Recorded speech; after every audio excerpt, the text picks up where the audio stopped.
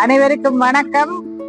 இது உங்கள் செல்விகா சகாதேவன் விமோச்சனா இல்லத்திலிருந்து. இன்று சர்வதேச ஆண்கள் தினம். சகல ஆண்களுக்கும் எனது இன்றைய நாள் வாழ்த்துக்கள் விமோச்சனா இல்லத்தின் சார்பில்.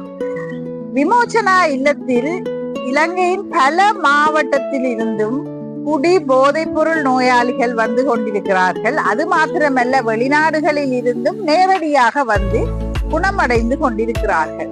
இவர்கள் குணம் அடைதலின் அதிசயம் தான் என்ன, ரகசியம் தான் என்ன? இது பலரும் ஆச்சரியப்படக்கூடிய ஒரு விடயமாக இருக்கிறது. விமோச்சனா இல்லத்தில் வந்து குடி போதைப் பொருள் நோயாளிகள் குணமடைந்து கொண்டிருக்கிறார்கள். ஒரு பழைய குடிநோயாளி தற்போது குடித்துக் கொண்டிருப்பவரை பார்த்து சொல்கிறார், குடிக்க வேண்டாம் குடிக்க வேண்டாம். அப்ப அதுக்கு அவர் சொல்றார், நீங்கள் குடிச்ச காலத்துல என்னென்ன பண்ணினீங்கன்னு எனக்கு தெரியும், நீங்க என்ன பெரிய ஆளோன்னு கேட்கிற.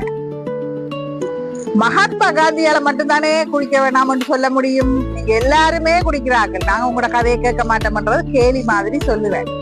ஆனா விமோச்சனா இல்லத்தில் ஒரு பழைய குடிநோயாளி, நான் இந்த குடியாலே என்ற குடும்பத்தை இழந்து, என்ற சொத்தை இழந்து, என்ற தொழிலை இழந்து, சமூகத்திலே நான் எனது அந்தஸ்தை இழந்து, சகலதையும் நான் இழந்து இன்றைக்கு நான் நிற்கிறேன் என்ற அனுபவத்தை பகிர்ந்து கொள்வதன் ஊடாக தற்போது குணமடைய வேண்டும் என்று வந்திருக்கிறவர், என்னுடைய வாழ்க்கையிலும் நடந்த இதே சம்பவத்தை இவர் சொல்கிறார்.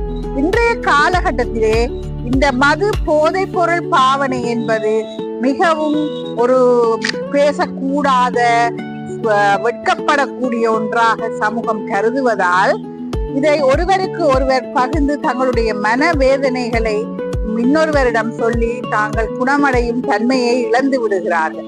ஆகவே விமோச்சனா இல்லத்தில் தங்களுடைய அனுபவங்களை ஒருவருக்கு ஒருவர் பகிர்ந்து கொள்வதன் ஊடாக, எனக்கும் இருக்கும் அதே பிரச்சனை இவருக்கும் இருக்கிறது, இவர் பட்ட அனுபவத்தை எனக்கு சொல்கிறார், ஆகவே இவருடைய ஆகக்கூடிய பள்ளத்தாக்கிலே நான் விழுவதை பார்க்கிலும் குணமடைதல் நன்றே என்று இந்த அனுபவத்தை பெற்றுக்கொள்வது இந்த விமோச்சனா இல்லத்தில் நடக்கும் ஒரு சிறப்பான நிகழ்ச்சி.